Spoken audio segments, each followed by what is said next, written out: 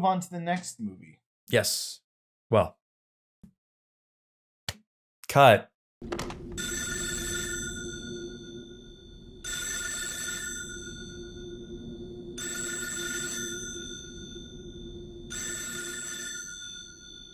So this was a movie recommendation from Chandler to me. I've never seen it before. Chandler has, so I'm going to let Chandler introduce the movie we are talking about now.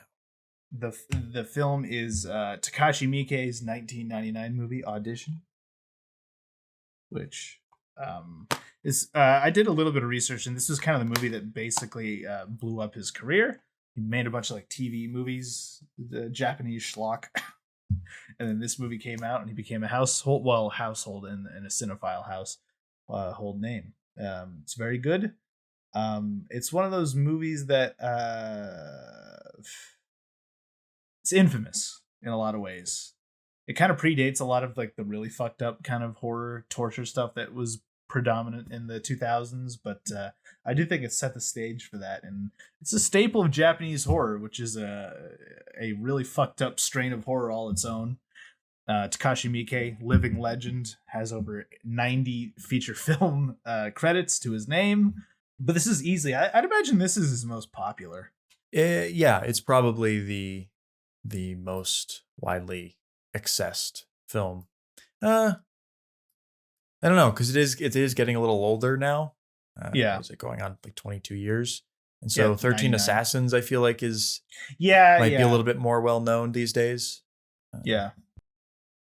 Probably not his most revered film, but just in terms of knowledge, because it's been on Netflix and stuff like that.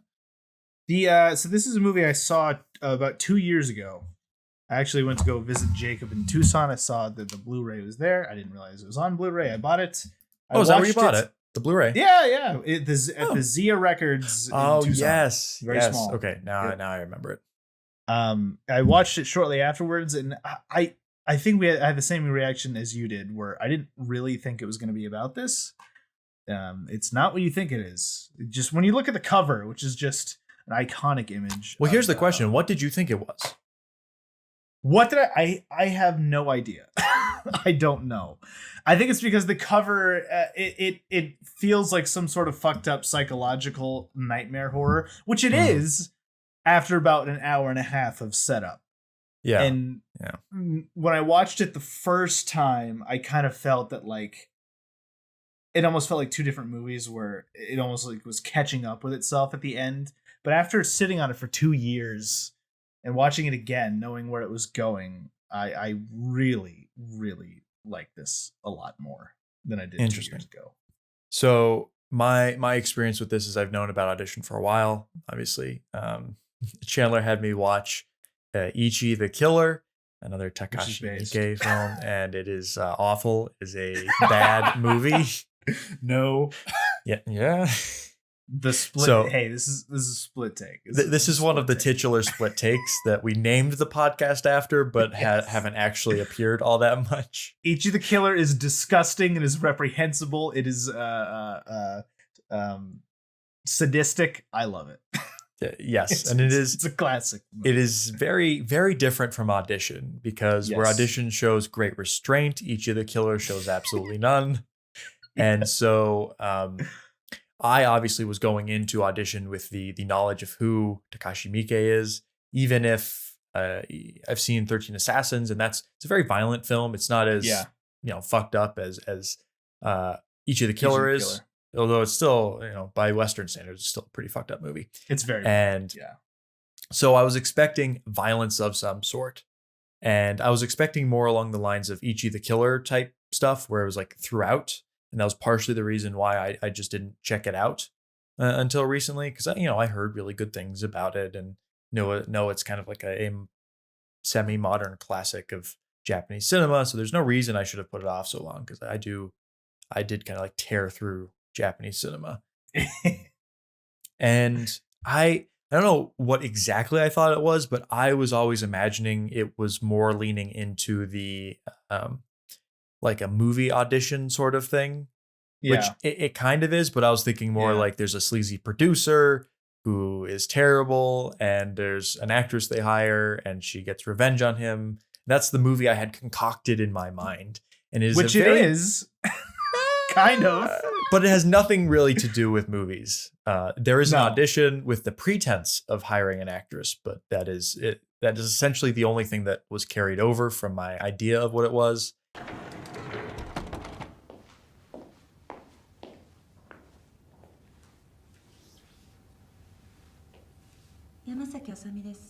And it most certainly was not the in the vein of Ichi the Killer levels of craziness. It is a very restrained film, especially from Takashi Miike. Probably the most restrained I've seen from him, period. It's just a drama for most of the movie. Yeah. It's very simple. It's very slow moving, static, a lot of atmosphere.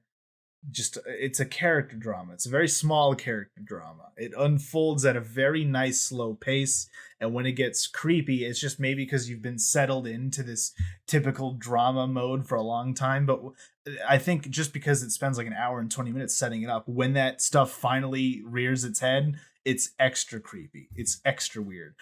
But it also does a really good job at sort of hinting at where it's gonna go.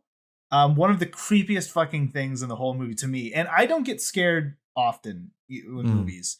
And watching this again at like 2 a.m. late at night, I was genuinely like kind of creeped out. But one of the creepiest things to me is like shortly after, we should explain the premise of the movie, which is a Japanese man who's a producer in Japanese television and movies. He has a son with his wife, and shortly after the wife dies, 7 or 8 years down the line, his son is now a teenager, and his son is telling him, "You should get back out there. You've done a great job raising me. You deserve to find love again." So, fearing that he's in middle age, doesn't really have enough time to like experiment and try to find someone, he and another producer friend of his set up an audition for a movie that is likely not going to get made, but he does it under the pretense of being able to find a woman, essentially interviewing for a romantic partner. There he meets a girl. I forget her name. Let's see if it's on here. I don't know. It's Asami. That's her name. There he meets in the audition process Asami, who's like the quaint, little, beautiful, perfect, quote unquote woman. Very loyal, very in ways submissive, and then shit goes off the rails. So what? Audition. This is my first time, and I have not told Chandler what I think of this movie. No, at all. Okay. It's been a while, also. So it's been hopefully I will be able to recall it enough to have a interesting conversation. This is a movie I liked far more than Ichi the Killer. Well, it is also a movie that I found very frustrating. Oh no. Okay, why? So I was very pleased, and if anything, very happy and enjoyed myself watching it because it was not Ichi the Killer or anything like it. So on that level, it was a good recommendation. I very much appreciated its patience in taking its time with things. But I think that patience with developing the story is ultimately mislaid, because it is a nearly 2-hour film that is in desperate need of just getting the fat out of there, because it was for me. And I had this conversation with one of my friends who we went and saw Possession the other day, and I don't know if I've come to this realization, but I just don't find things scary or creepy. Like, I'm too impatient for horror movies, and it's because I just don't like a good horror movie or a good thriller. Like, I feel like the lesson that Jaws taught horror filmmakers is to like keep your monster in the shadows, kind of tease the audience, create the feeling of dread. And so often that the filmmakers tease you with danger and with monsters or whatever it is. And I'm just like, stop teasing me. Just get to the fucking shit. It's not. Put that on the box. Just get to the fucking shit, Jacob Kaufman. And so where this film, like, I found very little of it creepy, and a lot of it just like, okay, we know she's fucked up mentally and she's gonna do something. Why are you dragging it along with? I think there's a lot of scenes in here that are just there, especially in the beginning, that I don't think lead to any greater feeling of anticipation, of thriller, of pushing the plot forward. Furthermore, I think the opening scene is a really good mood tone setter. It's very evocative with his wife dying, and their son gets there right after she's dead. It's a good scene. It has nothing to do with the ending of the movie, other than in a very superficial way. Taking a step back, I think a opening scene needs to set up a theme. It needs to set up something about the ending of the movie. It needs to have some sort of cohesion. And the issue I have is that if you're starting and emphasizing this man's wife is dying, great. That continues on because he looks for a different wife many years later, but that's a superficial element. And, the things that the scene emphasizes, which I thought were very interesting, is the child. His son gets there right after she dies, doesn't get to see her again, and he feels distraught at her death. And it is very, very little of that comes back in the rest of the movie. There are a few moments when he feels guilty, but that just fades out after a while. And at the very end, I'm like, the relationship between him and his son wasn't particularly interesting. It was just like his son was there to suggest, oh, you should find someone to date. Yeah. And then like, I wanted more character-wise from that relationship, and I didn't get any of it. And the opening scene, I felt, was setting interesting things up that were never explored or done anything with, because then we cut to 10 years later and they have a great relationship.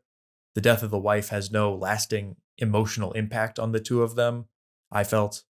And I think that's indicative of a larger, like, there's other things in the movie where I felt like it needed to be the emotional character element needed to be explored more for being such a drama. Yeah. But I think Takashi Miike, for me, was just too interested in exploring and setting up in a very slow burn way this separate plot of this woman coming into his life and all that.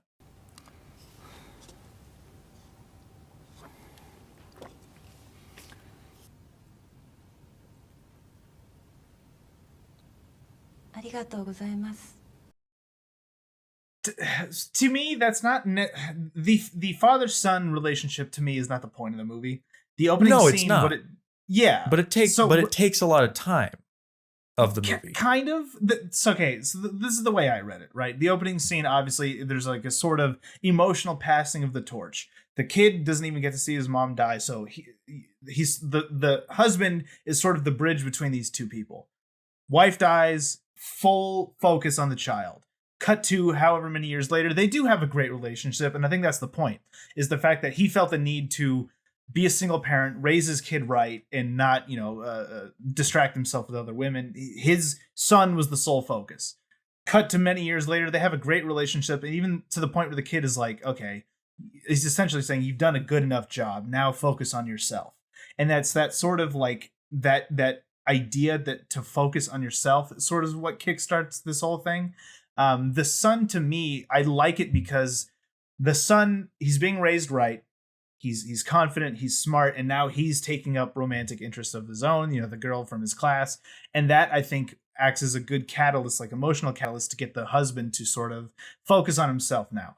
And I think that's the whole point of the movie, is that this guy, he's focusing on himself, But what I find really interesting about this movie is that what he does, this whole audition process, and I think it has even more weight post Me Too, is that this guy, he's not a bad guy at all.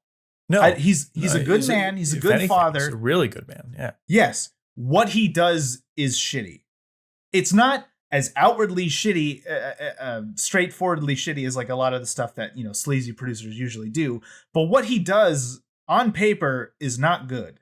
It's he's manipulating these women's ambition, and that sort of invites the punishment, which is Asami coming into his life. And but I think yes, but it's not much of a punishment for that. Like the reason why she attacks him has nothing to do with how he found her. Yes, it is. No, it has everything to do with him being not devoted to her in a single-minded way. Like, but her goal there was she wanted him to be there just for her. No one else she didn't want him loving anyone else. I didn't near the ending scene. I didn't get any her grievance was, oh, you auditioned me. I feel used. I didn't. No, that wasn't to me. Part for me. When you see Asami's life, whatever. Obviously, she lived very abusive childhood, and to me, she becomes an almost sort of ghost, like this spirit of vengeance. That literally the only reason that he suffers this torture is because he gives into that temptation of manipulating these women to get what he wants. Again, it's not necessarily a fitting punishment for what he does, all things considered. Yeah, but it's and one of the things I did like about the ending, when it goes batshit insane, is he doesn't deserve what he's getting, and that makes it all the more terrible and sort of enjoyable to watch in that way. I don't know. It's an interesting dynamic because it asks the question: is there such thing as harmless manipulation? Because yes, obviously, I don't think he deserves to get his fucking leg cut off or his feet cut off. But I don't know. It was what he's doing. Is it something that could be so easily brushed off? I don't know. They're interesting questions to me. But I think, again, I know you don't find it scary. And, like I said, I don't find a lot of things scary. But there are little things that really freak me out. I didn't say it before, but one of the freakiest parts of this whole movie is early into the audition process, when Asami gets her first callback. I love that scene where she's just sitting on the tatami floor, just like this.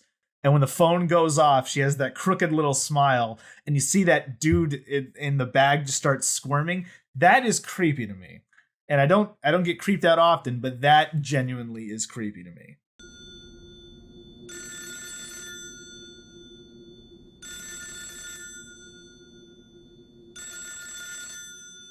And I'm wondering if this is just this film is a casualty of expectation. Okay. Which is very often with me, because a lot of the elements of the movie that were intended to set up and to create tension, I felt were too obvious and too annoying in a way. Like that scene in particular, I was like, okay, well, she's crazy. Just get on with it. It felt like too much too soon. Okay. And but that's not the first thing, right? But as I think about it, I'm not sure there's any real reason I shouldn't in appreciate that setup, because there is a clear buildup of first we see her in that room, and the first time we see her, she's just kind of weirdly still and waiting in the audition room. No, in her house. Oh, in her house. Yeah. And then it's not until I think the second time we cut back that we get that scene where she gets the call, and that there's a good progression to that stuff. I just felt like it progressed so slowly and promised too much too soon. You know what's funny is that a lot of what you're saying right now, a lot of these thoughts, these criticisms, it's kind of the way I felt watching Cure. Interesting. So I feel like we sort of have flip-flopped on these Japanese horror movies. Although I think I like Cure more than you like this. But I don't know. I don't scare easily, but she's creepy.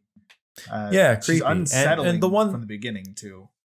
One of the other things I would have appreciated more of, and it's mostly just like, when I say I would appreciate more of, I felt like there wasn't much going on under the surface. And like everything you were talking about, the beginning with the kid and setting up why he's doing the audition. Yes, I agree. That's all really well constructed. It's just not particularly interesting other than itself as a plot. And I'm not sure there's anything like interesting to read into it and all that. And I just felt like the amount of time it spends on the drama and the characters, it needed something more.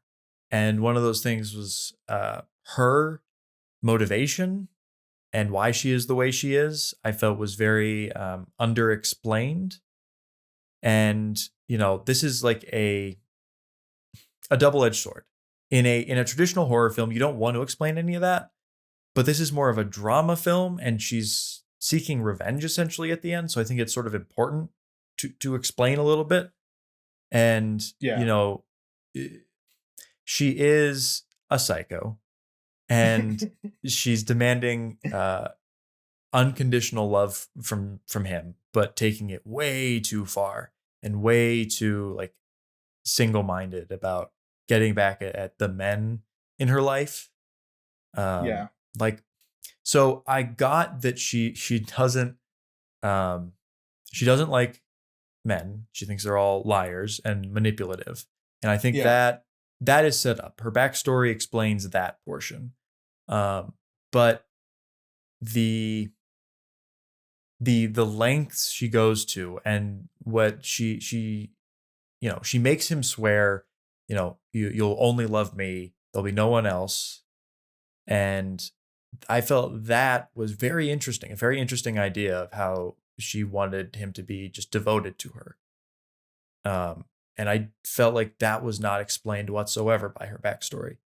That she was abused as a child by the director of the ballet school or whatever he was, the teacher. And that just felt like she had a really shitty past and hates men. Great. That explains that. But I'm not like, I wanted more with regards to why she's so invested in wanting someone who is honest and unconditional with her. But to me, okay, I think that's another difference. Is to me, I don't think she was looking for that. I think that was just her getting to manipulate these men. Her because ploy? To me, that's part of her ploy. Because the way I see it is that she's not seeking revenge on any one person in particular. That's why there's that guy in the fucking bag. She's just going to keep doing it. She finds a new guy, fucks with him, new guy, and just keeps going on. She's like a spirit, a wandering, revengeful spirit. And he just happens to be her current target. So I don't necessarily buy that she was actually looking for love, just sort of getting them to devote themselves fully. And that's when she goes full in on them. I think it would be wrong. I see what you're saying. And I think there's some merit to it. But I don't necessarily mean that she was looking for him to provide that. Yeah. And I think I would agree with you that she knew from the beginning he was going to be just another victim. But she is setting up like her own trap for him. Yeah. Like, if she's just going to punish guys that she thinks are shitty, why not just punish them? Why go through the whole charade of making him make the promise and having sex with him? I think she knows. But did they? She's getting him to do that because she knows he's already failed at it. It's a trap. Yeah. But there's still some motivation for wanting to do that, for coming up with that as her modus operandi. The motivations to me, though, they're so vague and unexplained that she doesn't function in my own perception like a normal character person. She's an idea more than anything. So I think the non-specific or the not necessarily logical nature of her actions work for me because they're under that veneer of her just being not a real person. She's kind of a girl boss. I don't know. Do you think she effectively channeled girl boss energy when she cut off his legs?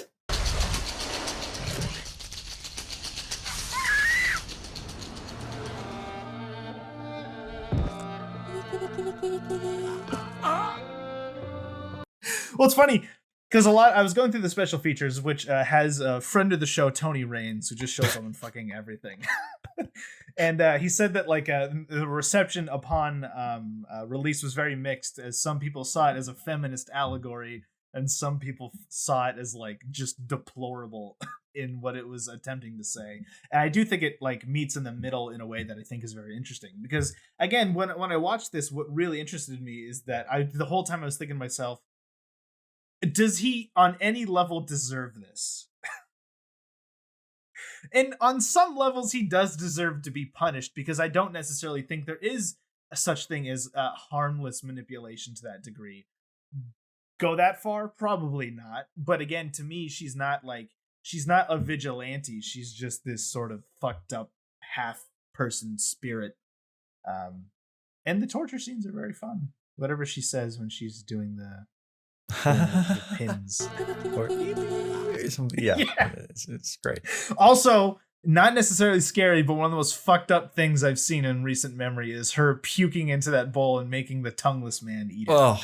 That was a classic. Like it leaned into the Ichi the Killer vibe there. Yeah. I didn't mind it because it was, one off. It wasn't that kind of like grossness. Wasn't pervasive throughout everything. It was pretty epic. So yeah, I guess my what I've been dancing around, my criticism comes around to it's 2 hours. I felt like there was some interesting psychological and character based things that they were getting at, and if they were going for more of just kind of a setting up this situation, this crazy vengeful spirit, I felt that would have justified a shorter running time, not as much build up, not as much just existing with these characters. But all my criticism is stemming from essentially, I just felt like a few of the scenes were just like, we know where this is going. I will entertain a little bit fun, like cheeky setting up things and foreshadowing, but at some point you get on with it. Yeah.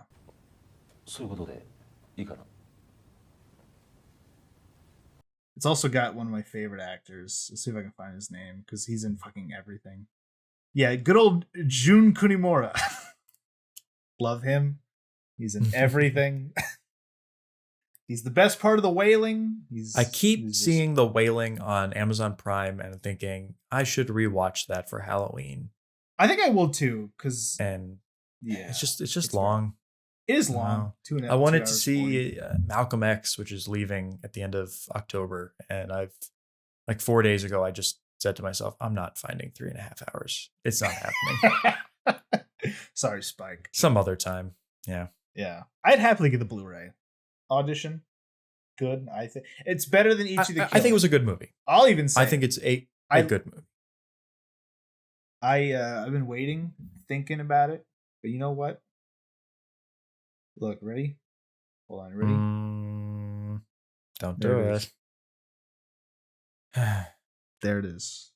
5 stars. Okay. We have to have split takes at some point. Yeah, I'll give it 1 star just for the shits and giggles.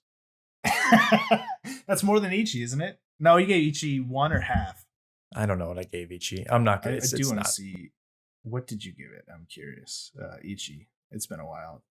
1.5. Almost entirely useless. The ending helped it make it a little less.